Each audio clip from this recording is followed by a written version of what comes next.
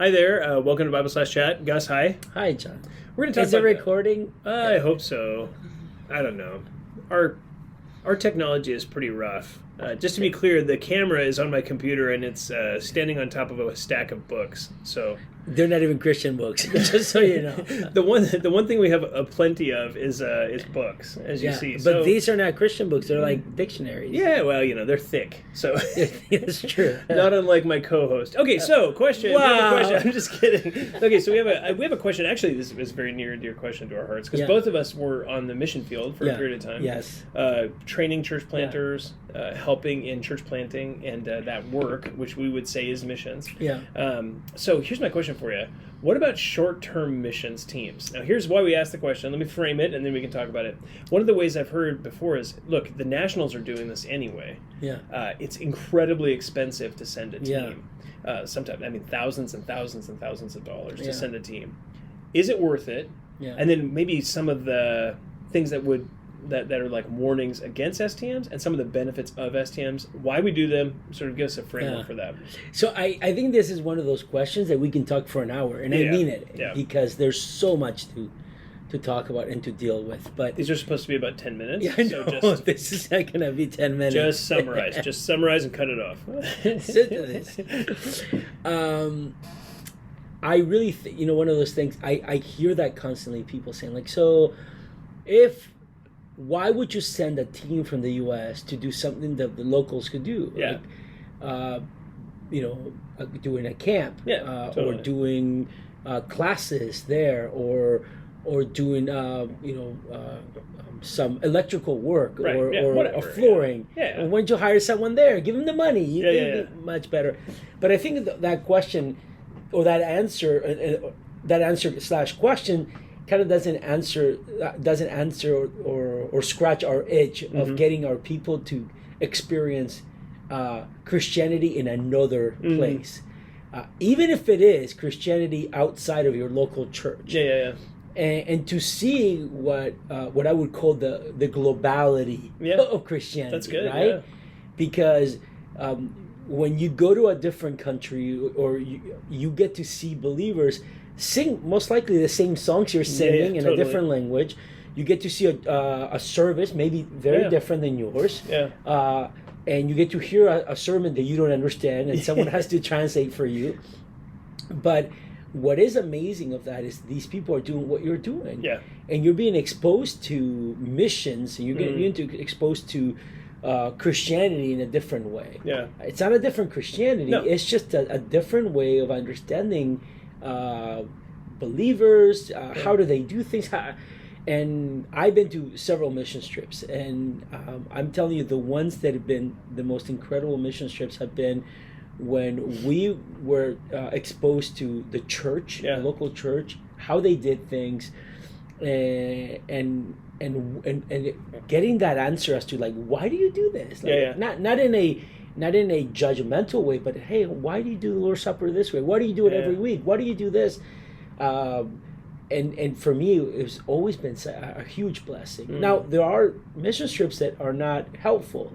Because you're either taking people that shouldn't go on mission trips. There's a lot of infighting perhaps within the team. But really, it is a blessing to expose the congregation to the church. For example, this summer, I'm taking a team with me to Spain. To actually the local church that I served at for 11 years, and we're going to go do a children's camp together. And I am way more excited to go than our team, and our team is super excited.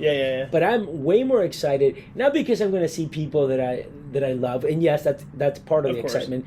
But I was telling Melissa even just now, I was telling her I'm really excited for our people to meet our people there. Totally. And to kind of have like that, when worlds collide. And you're thinking, I can't believe that guy and this like guy, wedding, they're talking. Right? And it's going to be great. And why? Because I think that our team from our church, it's going to benefit a lot from working alongside of those people that we love, and then we know that they're Christ-like, and those people are going to be benefited by our team going and helping out. And and not teaching them how to do things. Because they don't know how to do it. Right. But to work together with a common goal. Totally. Even the team that went to India in March, remember, it was such a blessing to hear back from one of our elders and to hear back from different people that have gone there. It was such a blessing to go there, to connect with people, to be able to teach. And they went for a while. I think it was like 2 weeks. 2 week long trip. But it was such a blessing for them, and it was a blessing not only for them to go, but then it was a blessing for the church, the local church, and the ministry they have. Totally, yeah. So that's one of the things that I think, as we talk about STMs or short-term mission trips, we want to work together with a local church to be able to provide a service to help them out. And to do something that they're already doing. Totally. And this is why I think we take our top people, right? We're not taking the, hey, this person, sanctification by aviation. You heard of that. That's the best. We're not taking those. We're actually taking those people that are a huge example and they are serving in the local church already. So anyway, that's great. Is that so short summarizing? enough? No, that's good. So summarizing, there's the encouragement to the local church here for us. So the church gets like if we can say it this way, like a buy-in into the church globally. So that'd be the first thing. Second thing is that it does provide a service. And then third thing, it actually encourages the church on the field as well, because what they're seeing is, hey, there's a church over here that's helping us, caring for us. They have like-minded faith as we do. So just seeing that, like you said, the globality of it from both sides, so that both churches remain encouraged. Well, on the globality aspect, no one is going to say this out loud. But as we go there, I guarantee you a lot of them are going to think, I can't believe they do the same thing we do. Totally. And you saw that when you were in India, Absolutely, right? Americans would come and think, oh, you guys do that too? Yes. Duh. It's actually biblical. It's in the Bible. We sing, and the Bible transcends culture. Right? Exactly. So all those cultural things. But I think it's good for them to see, oh, look, they're actually singing holy, holy, holy with different words. That's called a different language. That's awesome. But you see that all the time. Totally. You've been to many mission trips, and right? You've been to like all 5 continents probably, right? No. I've never been to South America, actually. Sadly. I'd like to go. That's a problem. Anyway, I would agree with that 100%. So quickly, what would be some, like, you kind of mentioned a couple, but what would be some things that would be like warnings against short-term missions, and maybe some of the reasons why selfishness. They've gotten such a bad rap, right? I think obviously not bringing the right team, right? Right. Like you bring a team that is thinking that they're going to sightsee,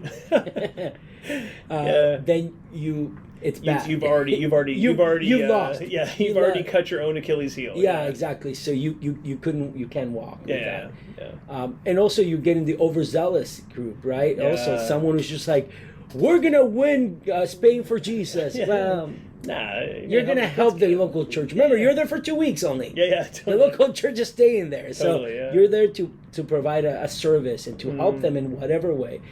I think really, like, we've had many teams come when we were there, and one of the things that I was always amazed by, it was humility. The humility of teams coming and saying, hey, we're here to do whatever you need us to do. Do you want us to, change light bulbs? We'll do that. You want us to sweep? We'll sweep. Do you want us to go door to door? We'll do door to door. We don't care. Whatever you need us to do. And every time a team didn't work out, it was those that came with their idea. I remember talking to this church that never ended up supporting me, but they had a clear idea of what they wanted to do. They wanted to come once a month, bring 25 people, and they wanted to, one of the things they wanted to do was a prayer walk and vision casting. Which sounded something from Harry Potter, I think. And it was like crazy. And I remember talking with them, and they were sweet people. It wasn't like they were like unbelievers. But I remember talking with them and telling them, like, that's not what we need right now. And they were like, well, but that's what we want to do. Well, go do it somewhere else. Totally. Right? So when you have that idea of thinking, hey, I know what these people need. Remember, help is... it's actually you're helping someone when you're actually doing what they want you to do. Totally. Right? It's not like when your kids are little and you're like, no, this is gonna help you. Take your medicine. And you're like, nah. Well, these people are, they know how to think, and they'll tell you, no, that's not what we need. And that's healthy. And I'm sure you've seen that too, right? In the field, of course. You have the blessing of great teams, and then you have I wouldn't say you have the blessing of not a very good team, right? Because it makes you think of ways to. It makes it challenging. It can make things very difficult. Yeah, very. So, like again, summarizing those things, like a lot of it has to do with the team, and the preparation on this side. So, like realizing you're there to work and not to sightsee and vacation. It's not a vacation; it's a hard working experience. Which really includes also like the scheduling, like making sure. I mean, I know the schedule you guys have in Spain is horrible. Yeah, those guys are all going to come back here destroyed. Yeah. And then just pride versus humility, like going in with a Messiah complex. We're going to fix this stuff, or we know what this church needs. They don't know what they need. Oh, here they are. They're in this place. They need our wisdom, our help. And I mean, there may be things you can help in, but that's even addressing things. I remember telling our team, look, we worked so long at having a good relationship. Yeah. That if you have any problems, come talk to me. Don't talk to them. Don't talk to anybody. Yeah. Talk to me. But we have a great working relationship. I know how to say things. Yeah. You might not know how to say things, and you might be in the right. Yeah. But even something like that, right? Like to know, and it boils down to my book. Know your place, right? Which is basically a couple of words. Know your place. If you know your place, then you're happy. Then you're safe. Yeah. And that actually brings up maybe we could close with this, but the final thing there is like making sure to vest authority with the local leaders. Yeah, right. Absolutely. I mean, one of those things we saw all the time in India is people would say like, "Oh, you should come to our church. It'd be great," and it would actually pull people away from the ministry emotionally because they'd be like, well, if I was there, I would have these blessings. Yeah. But here I am stuck with these losers, and it's hard to soar with the eagles when you're surrounded by turkeys. Yeah. And that sense in their heart, which actually wasn't true. It's just that they heard things from people that gave them that idea. So, yeah. I really think, this goes, I remember going to this mission trip one time, and it was before I went to Spain. I took this team to Spain, and it was a team where we basically went and we worked in a facility doing like construction. Yeah. And it was probably one of the best experiences of my life. And it was a great experience not only because we got along really well, but I never saw anyone not be humble. Yeah. I mean, it was even like it was eerie to see them even treat each other in such a great way. When they talked to people at the church, they were super humble. And I remember thinking, if I ever take a team with me again, I want them to be like these people. Totally. Who are just examples of kindness and love. And even to this day, many, many years later, I think about that team, thinking like, well, what did they, how do you recreate that? Yeah. And I think a lot of it is they were ready to serve. Yeah. And I remember we did like a half a day only of sightseeing. Yeah. And we were in Europe. Yeah, totally. But all of them were like, it's fine. We're not here for that. Yeah. We're not here for this. Yeah. And I was apologizing up and down. They're like, no. Which is what a great heart attitude. I mean, that's incredible to think about that. That's fantastic. So, anyway. Well, good. Well, thanks. I hope that's helpful for you on the whole philosophy of short-term missions. If you have any questions, you can always email us at info@faithbibleoc.org. Thanks so much.